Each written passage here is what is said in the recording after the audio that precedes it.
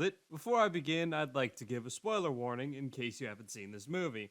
I know this film is damn near a decade old, but I thought I'd give y'all a little heads up anyway, just in case the one little spastic in the back starts to screech like a chimpanzee. Now, 3, 2, 1.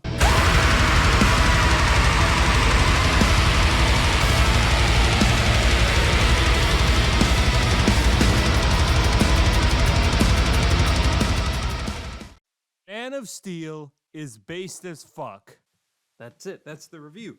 No, that's it. That's all there is to say. I'm done. Go fuck yourself. Man of Steel is a 2013 action superhero film directed by Zack Snyder. As if I even need to say this, it is based on the most iconic character from DC Comics, as well as one of the most iconic characters, period, Superman. Again, not sure why I'm telling you this. Pretty sure most of you already know this information, but It was the first entry in DC's attempt at a cinematic universe, the DCEU, as well as the first film to feature Henry Cavill as Superman. While I can't comment on the quality of a good majority of the DCEU films that followed, with the exception of the god-awful 2016 Suicide Squad film, however, what I will say is that as far as first entries are concerned, Man of Steel was not a bad start at all. Now, obviously, there are a number of people who dislike this film, not to mention one major criticism of this film's iteration of Superman that a lot of people tend to bring up, but we'll handle said criticism later in this video. Don't worry, Zod, you'll get your chance to Zoderize some special needs retards later. I will find him! For now though, let's start off with what I think makes this film as great as it is. Starting off with one of the smaller aspects, there's Hans Zimmer's score. Now, Zimmer has worked on the soundtracks of so many films by now that I think it's more than fair to call him somewhat of a household name. But even given the amount of quality film music he's made, his Man of Steel soundtrack is definitely nothing to scoff at, with some of the highlights being Sent Here for a Reason, DNA, and If You Love These People. Is this soundtrack anything groundbreaking? No, not really, but all things considered, it's still pretty damn good. Then there's the color palette. Sure, it's nothing new for Zack Snyder, and I know a lot of people tend to take issue with how dull it is. However, I feel that it works really well for this film, especially during the scenes on Krypton before it blows up harder than Movie Bob after he gets done eating his 17th order of McDonald's. Allahu Akbar! I don't know, just as a whole, I just really dig Snyder's more muted and dreary color palette. And on top of that, while I wouldn't normally say this sort of thing, yet another great part of this film are its flashback sequences. Sure, they're nothing Oscar-worthy, and you could definitely make the case that they should have been relegated to the beginning of the film, even though I disagree with that personally. However, I'm willing to overlook this because the scenes themselves are really well executed, and I love how they show us things like Clark initially struggling to become acclimated to Earth, with shit like his X-ray vision and insanely powerful hearing really fucking with him. Nothing too insane here, but given how well executed these sequences are, they don't exactly need to be. And I also think that this sort of sentiment can apply to the film's plot as a whole. A lot of this movie is retreading old territory with the obvious stuff, you know, Superman's arrival on Earth and subsequent adoption by the Kents, the destruction of Krypton for the 3 millionth time, John Kent's death, also for the 3 millionth time. Wait, 3 million times 2. 6 million? Ah, that's ridiculous. But while a lot of this stuff isn't exactly new, this film still manages to take these things and give us an interesting rendition of Superman's origin. Now, I get that retreading a well-known character's origin over and over again can be quite grating, and to an extent I can kind of agree with that mentality. Hell, one of my favorite parts of The Batman is that it doesn't show us Thomas and Martha Wayne's death for the millionth fucking time. However, I'm fine with retreading a character's origin so long as it is executed really well.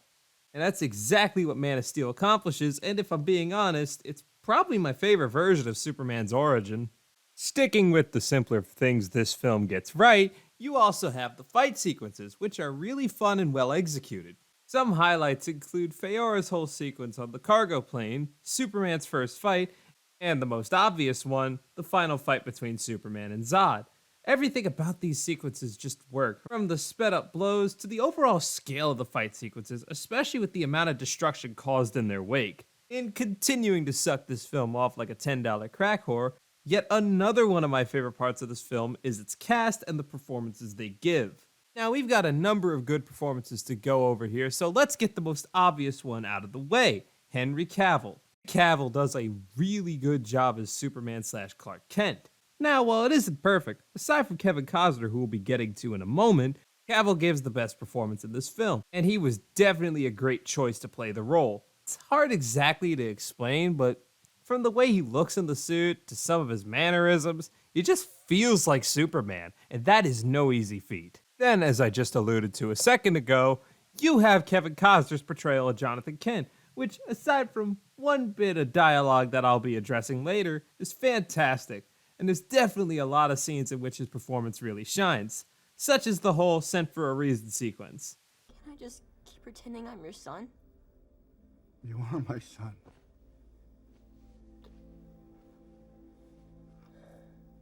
But somewhere out there, you have another father too who gave you another name.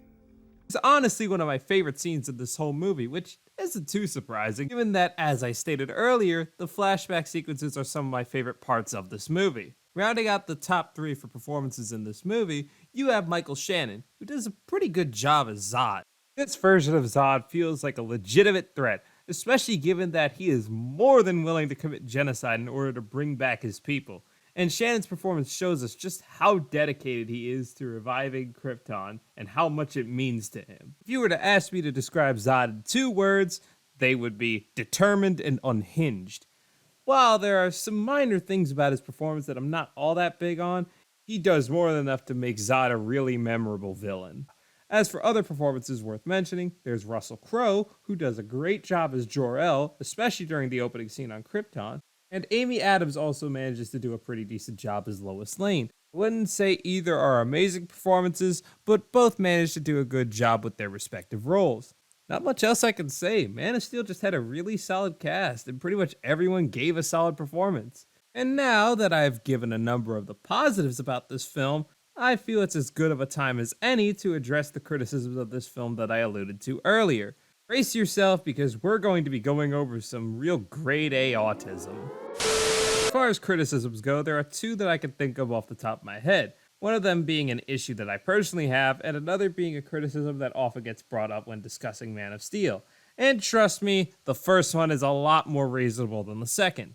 Now, as for my tiny little issue, it comes in a bit of dialogue between John and Clark in one of the many flashbacks. This specific exchange takes place when Clark stops the school bus from submerging and saves all of his classmates from drowning. I know you did, but we talked about this. Right? Right? We talked about this. You have... Oh, Clark, you have to keep this side of yourself a secret. What was I supposed to do? Just let him die?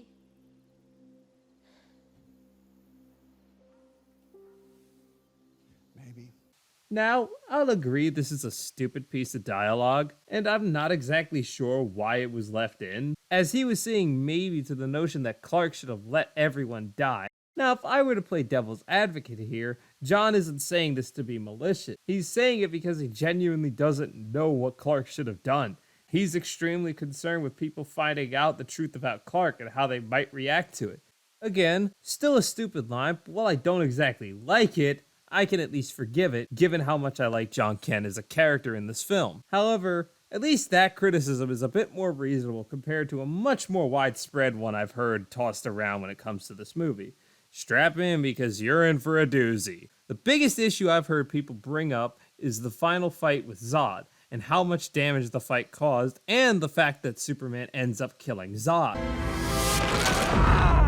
Okay, now to the people saying this, were you fucking dropped at birth? First off, keep in mind that this is a year 1 Superman who, while he has been on Earth for some time and has already had experience using his powers to an extent, he also has absolutely 0 battle experience, and he was going up against an opponent who was basically his equal, and one that had been trained to fight pretty much all of his life. And on top of that, Superman was already somewhat enraged due to the fact that Zod tried to threaten his mother. You think you can threaten my mother? Then you also have the fact that Zod was fighting like a madman due to the fact that the Codex was destroyed, which in his eyes meant the permanent end of Krypton. You're fucking morons if you somehow think this is a legitimate criticism. The fact that this somehow became a major talking point in regards to this movie is genuinely concerning. But Degenerate, Superman killed Zhan, and that's bad. Compelling argument, but unfortunately for you, the curator is in your walls. Ah yes, he killed the man who was essentially ready to commit genocide in order to create a new Krypton. Zod was literally going to kill a shit ton of people, and probably even more had Superman not stopped him. It was quite literally the only option here. Only one way this ends, Cal. Either you die or I do. And it's not like it doesn't fuck with Superman given his reaction after doing so.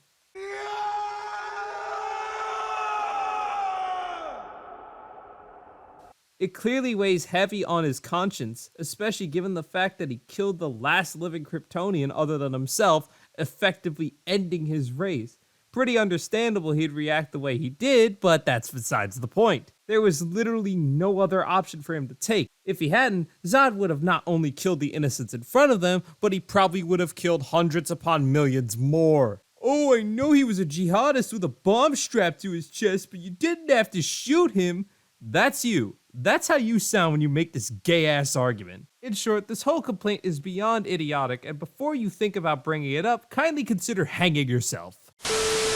Anyways, now that we've gotten that long but necessary tangent out of the way, what else can I say? Man of Steel is just a really simple yet highly enjoyable movie. Like I said, does it have some flaws to it? Absolutely. However, as far as I'm concerned, they're so few and far that they really don't do much to negatively affect this movie. Especially since, as I stated, one of the biggest thing that comes to mind was just a small bit of dialogue, which again is easy to overlook when you compare it to the rest of the positive aspects of this film. In short, just as this video's title states, Man of Steel is based as hell and was perfect to be the first entry in the DCEU, even if the DCEU didn't exactly succeed as a whole. As far as ratings are concerned, I'd give it a solid 9 out of 10. And with that said, I'm done here. Peace out, everyone.